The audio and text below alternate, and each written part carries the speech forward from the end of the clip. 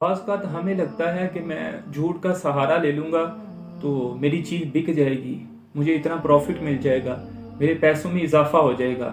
لیکن اللہ کے نبی صلی اللہ علیہ وسلم نے ارشاد فرمایا الصدق ینجی، فرمایا کہ سچ جو ہے یہ نجات دلاتا ہے، سچ بولنا یہ نیکی کا کام ہے اور نیکی بندے کو جنت لے جاتی ہے۔ فرمایا جھوٹ جو ہے یہ بندے کو ہلاک کر دیتا ہے، جھوٹ برائی کا راستہ ہے، برائی بندے کو جہنم کی طرف لے جاتی ہے۔ اللہ کے نبی صلی اللہ علیہ وسلم سے پوچھا گیا یا رسول اللہ صلی اللہ علیہ وسلم کیا مومن کنجوس ہو سکتا ہے؟ تو فرمایا ہاں مومن کنجوس ہو سکتا ہے۔ عرض کیا گیا یا رسول اللہ صلی اللہ علیہ وسلم کیا مومن بزدل ہو سکتا ہے؟ بز کہتے ہیں بکری کو، دل کا معنی دل، بزدل یعنی بکری کے دل والا، ڈرپوک۔ تو نبی کریم صلی اللہ علیہ وسلم نے فرمایا ہاں مومن ڈرپوک ہو سکتا ہے۔ پھر عرض کیا گیا یا رسول اللہ صلی اللہ علیہ وسلم کیا مومن جھوٹا ہو سکتا ہے؟